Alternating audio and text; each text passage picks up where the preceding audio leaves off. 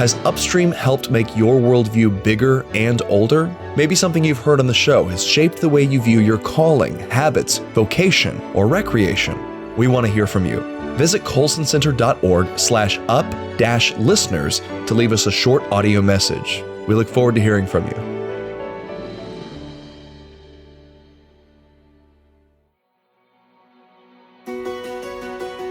Welcome to another episode of Further Upstream. I'm Shane Morris, here with my Colson Center colleague Tim Padgett, to talk more about my conversation with John Ehret about how to watch movies well.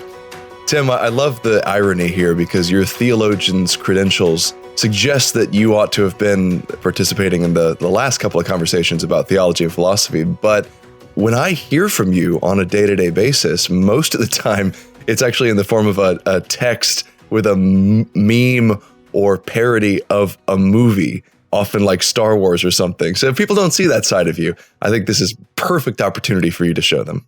Yeah, I think that's fun. I mean, eggheads are people too, When you talk about popular culture, it's the sort of thing where it is, that means a lot, that it is popular culture. It is a shared vernacular that you and I can have a conversation. Well, you and I talk about Dune or Ender's Game or something like that. And, that can be a little bit rarefied, sci-fi world, but we can talk about Parks and Rec. We can talk about these things. And those are there's a reason those things are popular. They kind of tap into something that's shared all across, well, at least Anglo-America. Those movies and TV shows and memes and whatever else, they do provide a touch point between lots of people in all their different contexts, for all the different worldviews. People get that. There's something that they get in each of those things. And that makes it a lot of fun. Well, you and I are both dads, and we're not the kind that puts our beret on and sweeps our scarf around our neck and goes to be an art critic at the movies on a regular basis. We certainly don't go to film festivals. There's a little bit of an ask there. There's something challenging to getting out and even seeing a movie at the cinema down the street, much less participating in high art. So this is my first question. How do you decide what it is you're going to invest the time in to go watch, especially if it's not something you can just turn on and watch from your home couch, Well, I got to say, I really appreciate it. I hadn't thought of it in these terms, but I don't know if it's a mix of COVID the last few years or having kids for the last coming on 15 years. I don't go to the movies a lot, but I do miss a bit of that ritual, as you guys were talking about. It almost is a ritual. It's almost like you go to this temple, you go to this sacred place, and you go and you have the sacred foods of popcorns and malt, whatever it is that you have, and a ridiculously large gallon of soda or something other. Ridiculously expensive, too. That, too, yeah. Unless you want to be sneaky and get some. And here's my confession, just coming clean. This is what's so great about having kids is you can put a big jacket on them and then stuff little bags of M&Ms in the pockets. Right. They're like the Halloween bite-sized M&M things. Yeah, that works. Yeah. And so, with movies like that, now if I'm going to go to the theater and go through all the money that comes with that, it's probably got to be something kind of special and probably something like epic level, something where the visuals and the sound really matter. I've got a decent TV and all that kind of stuff, and you can get all sorts of good things simply with that. But I think the last movie I saw in the theater was Dune, because the 2021, that shows you it's been a bit. And part of that's just because, again, COVID and whatnot, and there's so many other opportunities. But with something like Dune, with something where the epic level, you can't, I can watch it on my phone here and you can get it across. But there's something with that sort of movie that you kind of need that bigness. You need the sound. The Hans Zimmer music just is overwhelming. I think I sent you that link about every Christopher Nolan movie, right? Yeah. And he talks about the Hans Zimmer scores that are in Christopher Nolan movies, and they're just overwhelming and pounding into your soul there.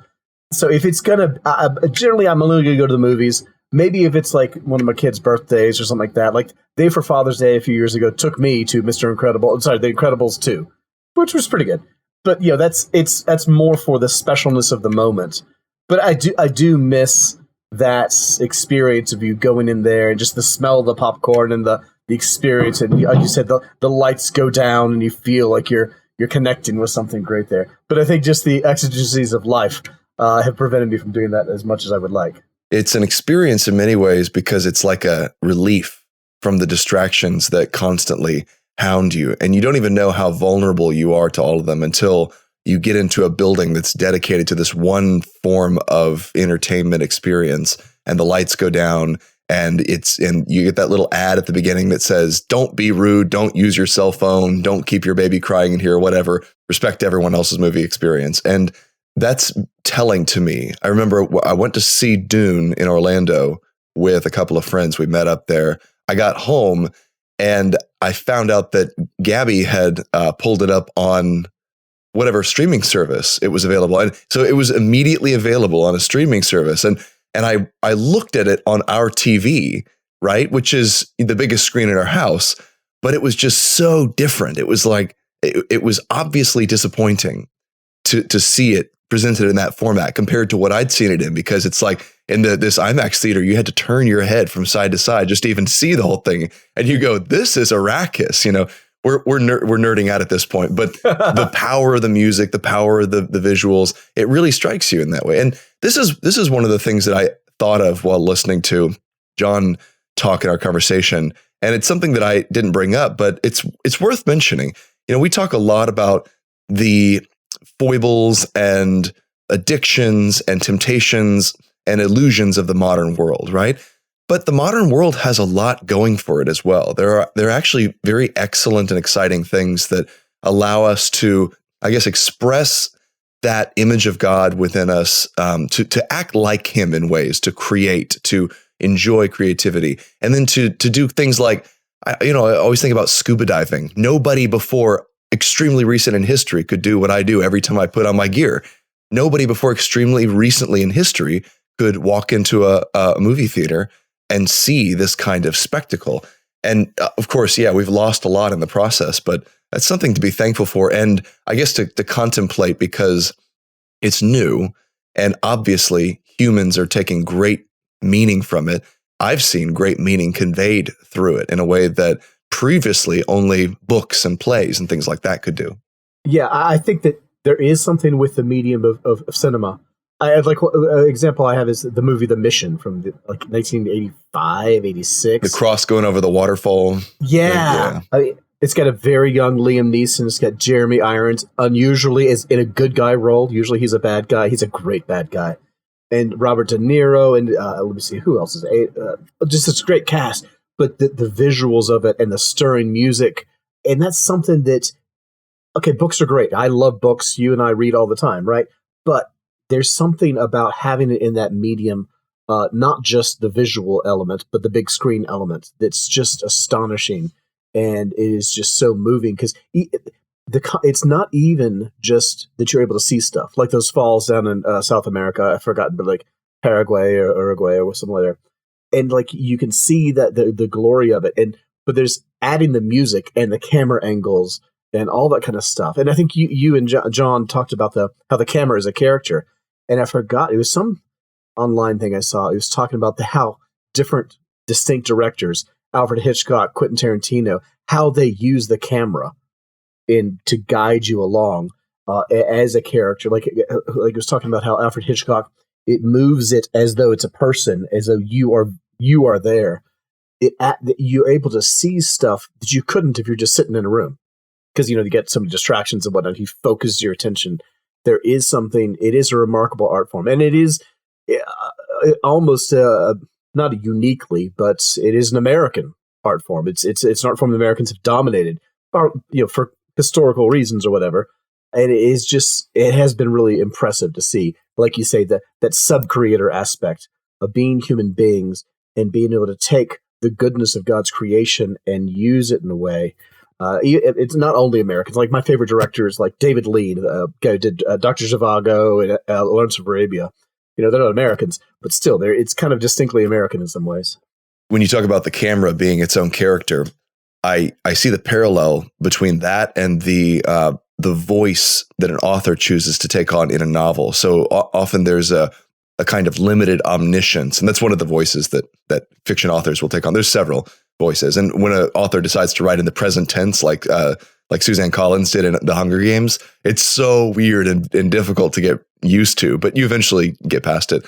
That the camera takes on this kind of limited omniscience. It's a character, but it's a character with privileged access into conversations and places and events, and it can jump back and forth between things that are highly relevant to the story. It's not like watching, security camera footage or drone footage or something. The director is working very hard to give you exactly what you need to know and no more.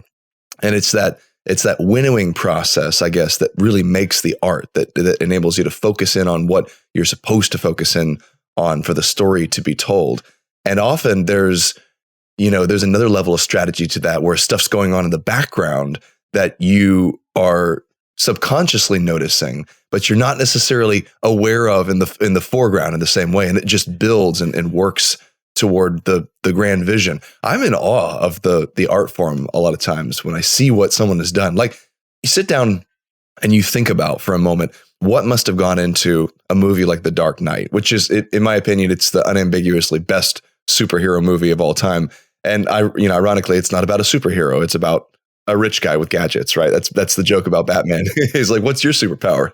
Money. But that movie is just beat for beat perfection, and it just builds it builds the tension in this stunning way, and then comes to a devastating but also fulfilling ending, and it recreates the entire Batman character from what we knew before. There's pre-Dark Knight Batman and there's post-Dark Knight Batman, but it'll never be the same after that movie. And of course, a huge part of that, maybe even the majority of it, is not Batman himself. It's the villain. It's Heath Ledger's Joker, which I guess was his last role, looking back at movie mythology there. But you think about what had to go into that, just the creative process, even not just thinking about it from a Christian or moral or theological perspective, thinking of it from an artistic perspective. I don't know how you do that, because it seems like, it's just an immense achievement. And you see that happen again and again with movies that redefine an entire genre or an entire property or character or whatever. There's very impressive stuff coming out. When we live in a time, this goes to my next question. We live in a time when I guess the output of the film industry is near an all-time high, right? There may be a time in the early 2000s or the late 90s or something where it was higher than it is today, but it's fairly high. And a lot of this stuff is coming from massive studios. Like, it's big budget stuff. It's a ton of it's sequels. I've seen charts that show how many sequels there are compared to original movies now versus like 1998. And it's insane. There was like one sequel in the late 90s per year. Now it's like half of what we get is sequels. And that's a problem. But the question is, how do you sort through it? What are your criteria for deciding whether you're going to see something or not? Because you're a busy man, you're a dad, just like me, and you have to be discriminating when it comes to your movies. Yeah, I mean, I think there's a couple things going on there, because some of it is, like, as you in your conversation with John hinted, there's a moral discrimination that has to go on. I may have mentioned this in one of our previous conversations, but Francis Schaeffer was once asked, like, with all the stuff he had to read, all the philosophical cinema he would watch, whether or not it had an effect on him, as in a negative sense. And he said, well, yeah, yes, some of the stuff he did, it does have an effect. So you think of a movie like Clockwork Orange, Stanley Kubrick thing, and if you've seen it, if you haven't seen it, I can't advise you do so. It is, if not pornographic, it is on the cusp of doing so. It is kind of one of the last great philosophical movies. It's uber violent. It is hypersexualized. It is all sorts of things. Am I glad that I saw that movie, or something like Trainspotting, where again it's just down into the depths of stuff? I would say that yes, I'm glad that I have seen it. I would not see it again.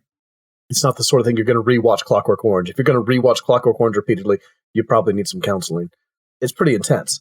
There is that moral element, and I guess the difference between it can't simply be that it deals with dark themes, because otherwise you're going to end up with Hallmark movies. And I'm not actually slamming Hallmark movies. We often watch them on Friday nights because we have four boys, and it's my wife's chance to kind of bring some femininity into our little testosterone-filled world. there's a place for those sorts of things. But okay, so like the difference between the dealing with darkness. Okay, what my favorite war type things. My favorite cinematic expositions of just war theory is the series Band of Brothers. You watch that, and it deals with the violence, it deals with the oppression, the horribleness, but you end up with this thing, this idea of this was awful. What happened? But it had to be done, because there's that great episode. It's episode 9, I think, of the Band of Brothers series, where they encounter one of the camps, and that's kind of the key thing is what are we doing here? Then they had the partner series, the Pacific, and that one, it deals with the same stuff. There's the horror, there's the blood, there's the gore, but you're just kind of left there. You're just kind of left that it's blah there. Or if you think a little bit earlier, you have Schindler's List, which I think you guys mentioned. It deals with the horrors of the Holocaust and whatnot. And then you've got the movie Beloved, which was an Oprah Winfrey thing. It's a better book than it is a movie. It's the same sort of thing where Schindler's List, it shows you the horror and you kind of compelled to think to be a better person. You watch the movie Beloved, and it's like it shows you the horrors of slavery and incest and all this kind of stuff, and you're just kind of left there. And so that's the sort of thing where, how do I decide whether to watch those things? Well, I only can make that observation because I watched them. So I think that in your conversation with John, he got into that a little bit. It's like, it's not that is there redeeming quality in the sense of there's a happy ending, but is there a redeeming quality in that it invites you to improve the world? It invites you to saying, this isn't right. And I think there's that moral quality. Then I think there's just the practical quality. As you say, there's so many movies that come out now, and you can only watch so many. I don't now watch nearly as many movies as I used to, and that's partly because my day job means paying lots of attention to lots of dark things. And so my evenings are often Parks and Rec or Psych or Monk or something really lighthearted. And that's just my choice for myself to kind of keep my sanity there a little bit, I guess. But yeah, I mean, you can't keep our economic situation is such in America, in the West, that there are enough movies, but there's enough money to produce enough movies that there's no way you can watch them all. And I think you did a column, I think a few years ago, about trying to keep up with all the latest pop cultural. You just can't. I understood that reference, wasn't there? Right. The Captain America line. Yeah. You just can't keep up. So you just have to, I think we have to embrace our finiteness. And we also have to embrace the fact that sometimes watching some of these shows, it will have a negative effect on you. Some of them still need to be watched, need to be seen, so that you can have those conversations. And I think that requires a bit of self-introspection. That, am I the sort of person who can watch Trainspotting? And that's a disturbing movie in many ways, but it also it says something worth it. But not everyone needs to watch that. Okay, so I wanted to get to this. I think this would be fun to talk about, fun to listen to. Let's talk about our favorite movies, and we'll get to really garbage movies in a second. But I want to talk about our favorite movies and why they're our favorites. And you had texted me before we had the conversation, and you kind of said, just come ready with a few favorites, 5-ish favorite movies, because just throwing out examples is much more effective than talking about what makes a good film and why. And so we have Christian imaginations, utterly untrained in the art of film reviewing and criticism. But I think that perhaps our favorites could be fun to talk about and fun to think about for listeners. So give me a few of yours and what it is that makes them the top of the list. My favorite movies, if it's like, hey, what's your favorite movie? There's kind of a feel for them. It's usually kind of an epic thing. A Lawrence of Arabia, Dune, Rogue One. It's kind of these big image things, not simply shoot 'em ups. Those are fun too. That might go in the guilty pleasures things, but like where it's like a character study of someone in extreme situations, and usually with some kind of frailty or flaw. And I don't know what that says about me and my self-image there, either being too epic or being too flawed or whatever you want to look at it. But there tends to be a commonality, or like Casablanca. things like that, where there's kind of someone is undergoing a great trial, doing something, and has to make a moral choice kind of thing. So some of those big ones. Lawrence of Arabia is just one of those classic ones. It's probably like the quintessential flawed hero, almost tragedy. That's Alec Guinness, right? He is in it. David Lean is the director of three of my favorite movies: Dr. Zhivago, Lawrence of Arabia, and Bridge on the River Kwai. Bridge on the River Kwai is, I would say, the best anti-war film that there is.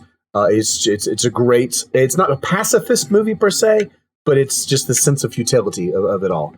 And I'm not a pacifist. I'm just saying it's incredibly well done. And all three of those movies have Alec Guinness, who's always good. Our mutual friend and former colleague David Carlson had me go through some of his top war canon movies, like Dr. Strangelove and River Kwai. Oh, there were a few more. I can't remember all of them, but yeah, that was the impression I got from River Kwai as well. Well, that kind of gets to the power of cinema. That one of the opening scenes of Bridge on the River Kwai is this bird flying over the jungles of Southeast Asia, and one of the closing scenes is this bird flying over the jungles of Southeast Asia. And in between, there's this repeated question of what was this all for? And so it's just, what was the point of all this?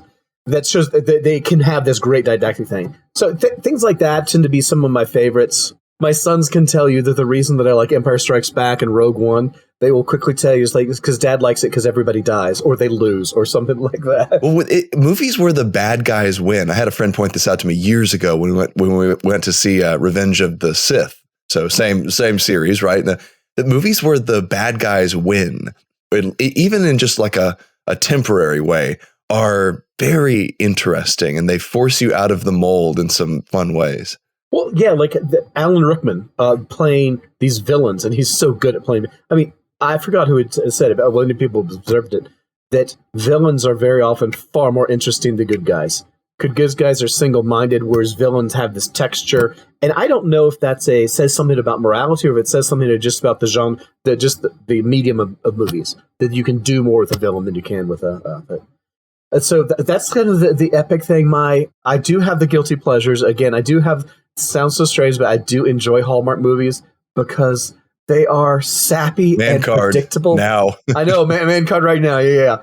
I mean, I don't watch them all the time, but some of it is simply the sense of relief of, you know exactly what's going to happen in every one of them. That is sometimes just really nice. Oh, there's a guy in a flannel shirt. He's going to be the final love. Absolutely. And often we watch them on Friday nights. That's kind of our family movie night. And I think it's because it's the end of a work week, and I can finally just decompress. And it's like, I'm not thinking anymore. I'm not doing anything like that. It's having, but not just those, but I actually do enjoy romantic comedies. Oh, interesting. Rom-coms. What's your favorite? One of my favorites is probably Return to Me. It was a movie with David Duchovny, but anyhow, I like it. That has a bit of a tragedy element to it as well, so I think that it has some texture to it. And I think that with rom-coms, it's again the sense of, it's not just the sugary, you know what's going to happen thing. That's an element too. But I think it's that, boy meets girl, there's a crisis, and then they overcome and they get together. That's every classic story. There's a desire, there's an obstacle, they overcome the obstacle. And I think there's something that resonates with it. You might say it's even the appeal of rom-coms is, okay, this is going to sound strange, is the same appeal as murder mysteries. Because of the murder mystery, someone argued that murder mysteries are an intensely Christian art form because justice gets done. There's the odd one where it comes out that it's the subversive one where the murderer gets away or something like that. But those are the exceptions. People watch murder mysteries partly because they know that the bad guy's going to get caught. And there's even the whole subgenre of murder stories, like Columbo, if you've seen those from back in the 70s. You already know who the murderer is at the beginning. There's no mystery in that sense. This satisfaction comes from watching Columbo toy with them. Yeah. My wife loves murder mysteries. It's one of her favorites. So she's a big fan of Poirot, both the David Suchet and the Kenneth Branagh versions.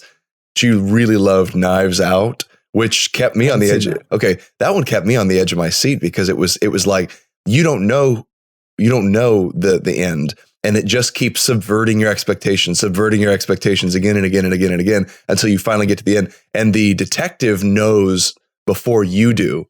So he explains, at the end, and you're like, oh, of course. It's a great ending. So it's not the Rian Johnson subvert your expectations at every turn. No, not that way. Fun. Yeah, it's just, it's almost like, well, a lot of mysteries really they're like Clue. It's like Colonel Mustard did it with the candlestick in the foyer or whatever.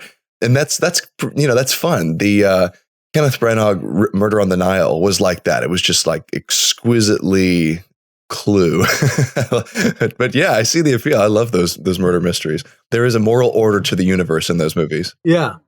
My final guilty pleasure is like 1930s to 1960s horror movies. Like the black and white classics, Dracula's and Frankenstein's, like Nosferatu. Yeah, that kind of thing. Or even the silly ones from the 50s where it's a monster and it's like, this is clearly a doll. And I don't know how much of that is just, that has been my academic historical focus of study, is that period. And so you kind of get the feel, the vibe. But I think it's also some of them are actually really incredibly well done and can be genuinely scary. But some of it, they're just stupid, silly things, and the same sort of appeal as a Hallmark movie, that they're just shallow and whatnot. So, well, how about you? Turn the tables. What are your classics and guilty pleasures? Yeah, so I'll just start with my favorite, and it's a much more recent one, and it's one that I told this to John, and he kind of shares my high assessment of this one. I think it's quite possibly M. Night Shyamalan's best, and it's The Village. I know everyone will say, "What, man? What? The Village? That was so disappointing and stuff." And the reason I think The Village got a bad rap when it came out, I guess 2004, is that it was marketed as a horror movie. It's not a horror movie, and you can't go into it expecting that. The Village is a beautiful, artful portrayal of the scripture that says, "Perfect love casts out all fear." That's exactly what the movie is. It's love casts out fear. And it's an exploration of human depravity, of the dynamic of innocence and fear. The whole premise is deeply American. It harkens back to the utopian societies that were established again and again on the American frontier. Set in the Pennsylvania woods like that. It evokes Puritan vibes, and then the use of color, James Newton Howard's score, the beautiful violin music that goes in it. And then Bryce Dallas Howard as the lead is just fantastic. So I was just so touched by that. And I think it spoke especially to homeschoolers in a way. And a friend of mine noted this years and years ago. She said that this movie plays with the same dynamic that we play with by isolating in a way from the world in order to preserve innocence. There is a good advisable principle there. But you have to avoid thinking that you've created a utopia, because in The Village, the problem comes from within. It doesn't come from without. It doesn't come from the corrupting evil people in the external world. It comes from, well, ultimately from the hubris of those who started the place and thought they'd keep it in line with fear. I'm trying not to spoil too much here for people, but secondly, because of this most innocent member of the community ends up being the one who commits murder out of is the jealous lover, who murders someone and reintroduces violence and bloodshed to the place. So I just love it. I think it's beautiful, and I never get tired of watching it. And I know everyone will say that The Sixth Sense is M. Night's best, and I won't argue with you. That's fine. But I love The Village. Another one that I just really love is A Beautiful Mind. Right, and this is in many ways some similar themes going on here. It's love triumphing not over fear, but over mental illness. And I loved it years ago. Events in my family's life in recent years have made it 10 times more meaningful for me. The way, Russell Crowe and Jennifer Connelly, mesh in that story is just so gripping and powerful. And the way you're deceived, you're brought into his illusion or his delusion, and you think it's all real up to a certain point. And then how devastating it is when you find out it's not, that it's his schizophrenia. And the fact that it's a true story, or that the core of it is a true story, just hits you with that much more force. You know, the thing that really makes it, I'd say it's like a third of the appeal of this movie, is James Horner's score. And you'll notice a common theme with my favorite movies. The score is always a really big deal. Like the music is big. And that's the case in A Beautiful Mind. It's just got this ethereal, tragic, mysterious, beautiful sound to it. The music with this, there's like this female soloist who kind of leads the strings as they come in, and you get caught up in his genius. But then you hear there's a delusion theme where you can feel the schizophrenia like creeping into his mind, and there's fear there. There's a real fear, like you get goosebumps. And then there's this love theme where Jennifer Connelly, you know, kind of reassures him, and she's like, "No, John." I forget the wife's name in the movie, but John Nash is the historical character's name, right? This is the professor, and her love grounds his sanity. It holds him back from the brink. And I'll tell you what, that I've never had, and it sounds funny, but I've never had the hairs on my arms go up, stand up in a movie like I have in that scene where his wife goes out to the shed, or that outbuilding that they've got, and opens the door and sees the entire thing. I'm getting goosebumps right now. Sees the entire thing full of those conspiracy papers connected with all the strings, and realizes, oh my God, he stopped taking his meds. It's all over. That's devastating. So I love that movie, but it ends on hope. You know, it ends on him getting like the Nobel Prize or something, and she's right there with him the whole time. Beautiful, beautiful love story. My favorite monster movie, I think it's the best monster movie ever made. It's basically perfect. Jaws. And that will come as no surprise to people.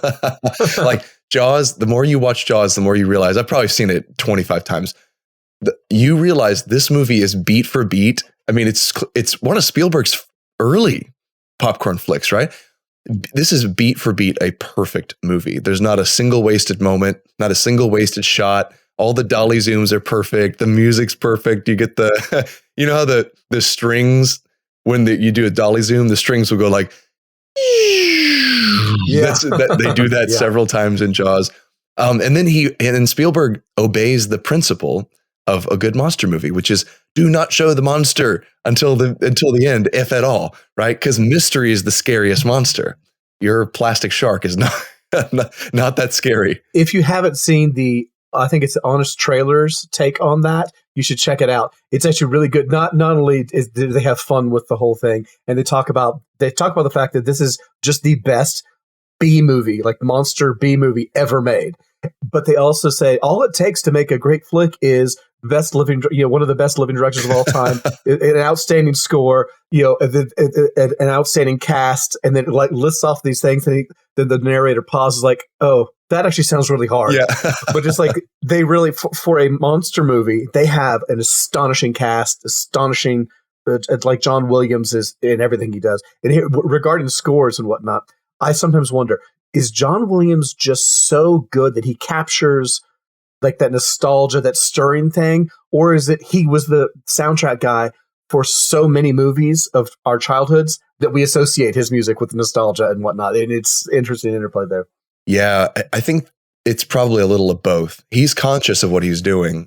How old is he now? He just had a big birthday, I think. Yeah, right? So I saw these great tributes to him and stuff. He's super cool. You see, this is an aside, but I saw this one video where a couple of music students found his address. And I imagine these Hollywood people kind of keep that under wraps, but it looked like it was in an ordinary neighborhood. And they just, they set up out in his yard with some instruments, and they started playing a bunch of his most famous scores. And Williams and his wife came out, and they just like watched in the doorway. And then when these guys were done, they gave him a little round of applause. It was super cool. But yeah, his music is obviously, it's a character in its own right. And it does recall our childhoods for that reason. I think he plays with it on purpose.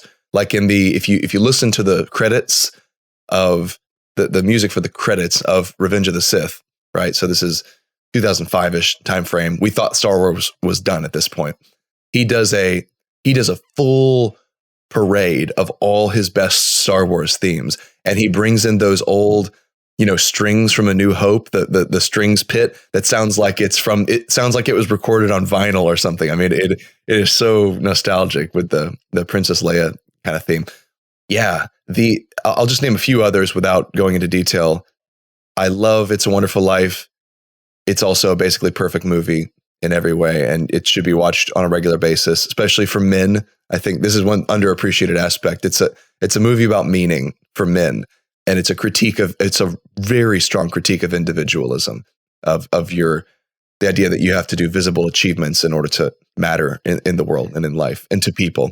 That movie hits so differently now after having kids and being responsible for that kind of thing than it did as a kid. Yeah, 100%. Castaway is another one. Tom Hanks, another just absolute masterpiece, and it speaks to me every time I watch it. It's kind of a polemic against suicide in many ways because it's about, and in this way it's sort of similar to It's a Wonderful Life. He in the end he makes this conscious observation that you cannot assess your life on the basis of your present circumstances because you simply don't know what's coming. You do not know. And your value doesn't rest in where you are or what's happening at the present moment. And even when the tragedy is deepened because he gets back and he finds that his fiance has moved on, she thought he was dead, and they make the right decision too. I love that. They don't try to recreate the past. When this is the most touching scene of the whole thing, where there's ice in my glass speech to his friend. It's the best. But when his ex-fiance runs out in the rain and stops him, and she gets in the car and she's like, I want to be with you. Take me. Because she's married to this other man like this. She's like, I want to go with you. I want to start where we left off. And he goes, no, you don't. You want to go back in there with your husband, to your family and your kids, and continue the life you're living and forget about me is kind of what he says, because we had a thing, but the life took it away from us. And he just drives off. And there's this hint in the end that something new could be starting. And I love that. That's when he finally delivers the package that he kept through the whole time on the island. But yeah, that's a fantastic one. But what are your guilty pleasures? Yeah. Guilty pleasures. Oh gosh. Superhero movies are going to be everyone's guilty pleasure at some point. There's some superhero movie that resonates for you. So I guess the best superhero movies that are kind of doofy for me were the first two Sam Raimi Spider-Man movies from the early 2000s. And those are legitimately, I think, quite good. Especially the second one with Alfred Molina plays Doc Ock, and wow, that was really good. And then you've got the guy who always plays Jay Jameson, the newspaperman, in every Spider-Man adaptation. Right? Yeah. He's just so good at Spider-Man. Yeah, he's excellent. Don't watch the third movie in that series. It's not worth your time. But yeah, that's one guilty pleasure. I guess some old nostalgic kids movies can be guilty pleasures for me in a way. Like a lot of the Disney canon, when I watch it with my kids, I think this is really good. I guess it's not a guilty pleasure because they're very good animated features. But like you rewatch a masterpiece like The Lion King, and you think I'm a 34-year-old adult. But I'm legitimately enjoying this movie. This is a really cool movie. And then I'll tell you how you enjoy those movies better is you listen to Jordan Peterson's lectures on them. Like The Lion King, he's got about 2 hours of lecture on The Lion King, and he analyzes it from a Jungian perspective of like a psychological parable. And it's amazing what he draws out of that. So yeah, I mean, those are a few of my guilty pleasures. I'm not like a horror movie buff or anything like that. I won't tell you that The Shining is my favorite or something. I don't think I really got that or understood where it was going. It's a creepy movie. Yeah. Okay, here's the last thing I'll say. This is a guilty pleasure I definitely have, is horror movies that are about a monster in the woods. That combination, if you get a monster in the woods, in the dark, I'm there. I am there all day. And don't make it a murderer. Don't make it like secretly a criminal, because that completely ruins it for me.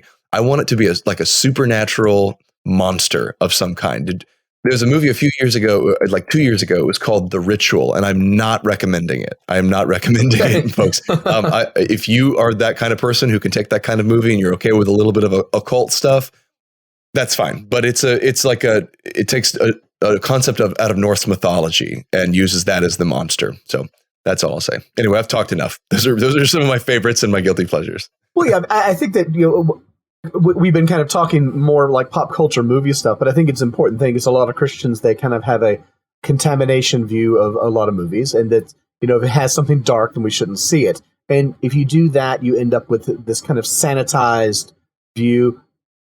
Instead of it being, is this real? Does this fit in the Christian story? They have I don't want to be touched by that. And I understand that. And sometimes that's right. I think you mentioned that there's just some things you just won't watch. And I agree.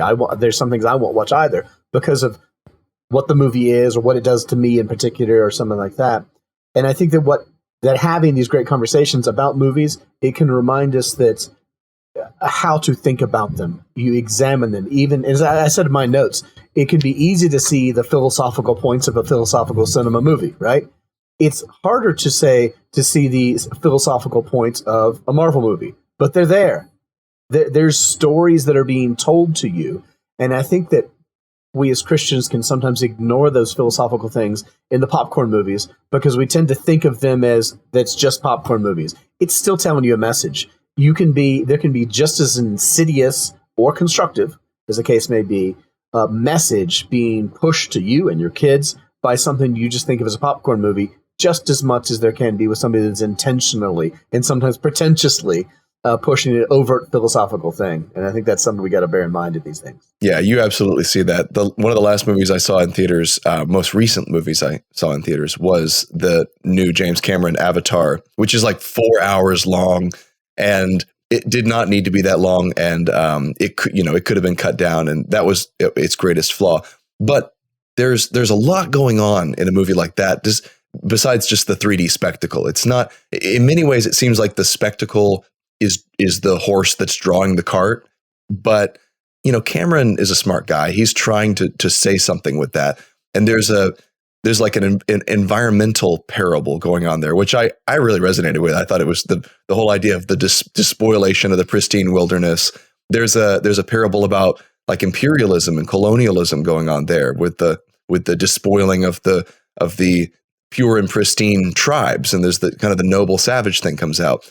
Although the quote unquote savages in Avatar are not exactly without their flaws either. It's more, I will say the second one's more nuanced than the first one was in that regard. It actually offers some more internal strife and a sense that the good guys even have moral problems that they need to deal with. That was helpful. But I'll tell you what really surprised me was if you can look past a lot of the stuff that Christians might immediately take issue with, like the Earth Mother, Earth Goddess kind of stuff. If you look past that, there's a heavy emphasis on family happening there. Like the whole movie is really about the value and centrality of fathers and how that male figure is indispensable. You can't just live without that father figure. You actually need them, to the point where one of the characters rescues the villain because he finds out that's his father. So, that's surprising in our time. And so, but you have to look past the popcorny aspects to get that. Well, yeah, you have to look past the popcorn. You have to also look past the bad philosophies. And I think that you and John brought that up in your conversation, that sometimes in movies, even if it is pushing a bad agenda, very often it's a good thing that they have either taken out of context, taken to an extreme, taken at the isolation of others. And that's something you can see in movies, and you can affirm that element. Being critical doesn't mean simply opposing. Being critical thinkers means seeing, analyzing, evaluating, all that kind of stuff, so that, like, say, A Dances with Wolves or Avatar, that they're the same movie. It's not, yeah, exactly. It's this naive, noble, savage kind of thing, but it's also talking about something good as well, and you can evaluate that, and that makes you better able to handle bad philosophies that come by thinking it through. And I think that's a virtue of people like John who are able to bring those things out. Okay, last question for you here, Tim. You're a dad. You've done the whole small kids thing, and you've been the liaison between them and entertainment, the entertainment world. How do you introduce your kids to the movie experience? What's your strategy and sort of order of operations there? Again, on Friday nights, we usually have our family movies, and often that is it can be a more feminine kind of thing, again, to balance out the testosterone in our lives. And so there is bringing those things in. That actually is intentional. That sounds like it's just, balancing so they're not punching each other all the time. This Friday at the Padgett's house, The Notebook. Yeah, exactly. Oh my goodness.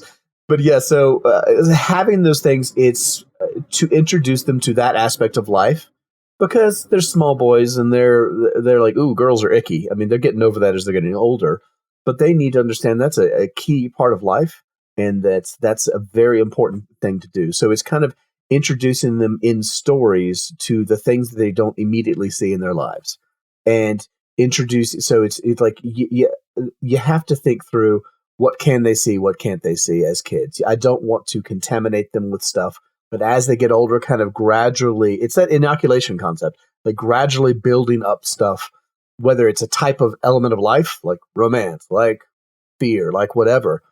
I think that kind of the philosophy is, the virtue of movies and things like that is, by watching something intense, incrementally based on their age, they are introduced to things in a safe context. And so that they learn to evaluate it. So that when they encounter it in real life, I mean, this is the virtue of novels. This is the virtue of all sorts of things. Has an element in child rearing, because they have an emotional and mental context for romance, for danger, for heroism and stuff like that. And it's just kind of bit by bit by bit. But you also have to evaluate based on the kid. One of my kids, there's all sorts of movies I would be comfortable him watching, because he's just very even keeled and he doesn't react. And a couple of the other boys, even the music, the soundtracks really affect them, and they get so into it. And you have to evaluate based on that child. Different kid has a different reaction. So I think that's an element too. Knowing what sort of movies they are and knowing what sort of kid you have, I think, is a key thing. So maybe don't do what my dad did, which full disclosure, I really enjoyed at the time, but I think I was 6. Yeah, what about a bit about 5 or 6? And he took me to see the first Jurassic Park. Yes, I am that old. This is 1993 or 4. And I was in his lap the whole time. And he said when the velociraptors came into the kitchen, I was just like burying my face in his neck. It was well, to talk about age in movies, I saw Indiana Jones, the first one, in the theater. I was 7. Wow. Yeah. You saw Raiders of the Lost Ark in the theaters? Yes, I did. I am that old. But there's 2 things. One, I'm that old, and that's fun. That's fun to make fun of me for being the Gen Xer. You just had is it the Saving Private Ryan scene where he ages right in front of you?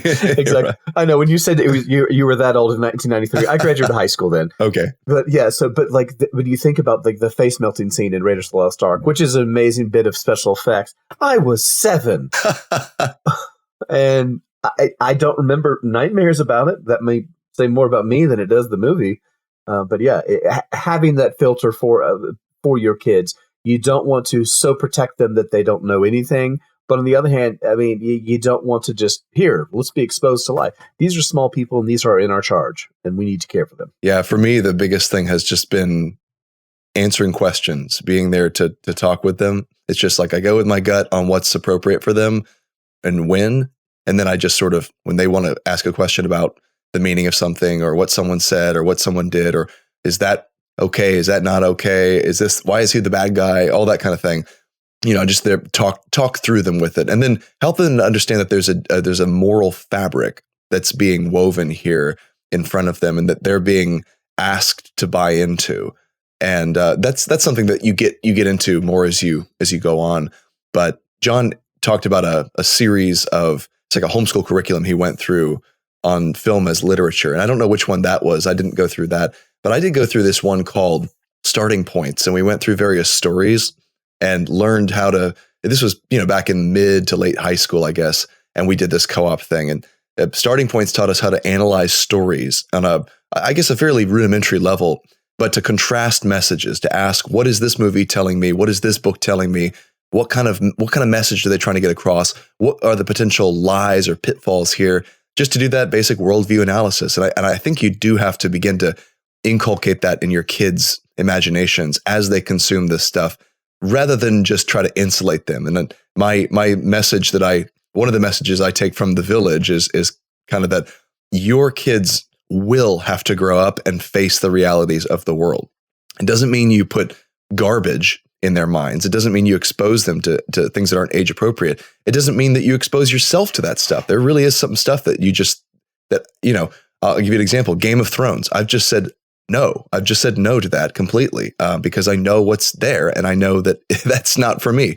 I think it's wrong to expose myself to that. Well done trash is still trash. And yeah, exactly. Tasty poison is still poison. Yeah. But on the other hand, you cannot isolate your kids out in the woods in Pennsylvania somewhere, spiritually or literally. You've got to raise them into the kind of people who can have moral discernment. And that's, I guess, that's one aspect of what it means to parent at the movies, or to be a parent who shares this modern cultural experience with your kids. Well, Tim, I've enjoyed this conversation. I knew that your perspective as a father would be just as important as your perspective as a movie fan and as a theologian, sprinkled in there as well. So thank you. I've enjoyed this. Sure, a lot of fun.